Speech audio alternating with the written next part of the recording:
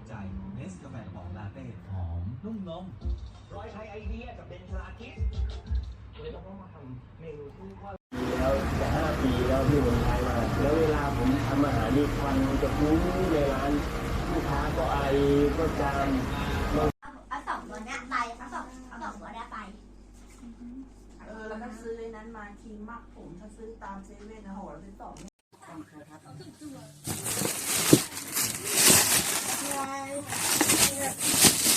ไม่ต้องเรียน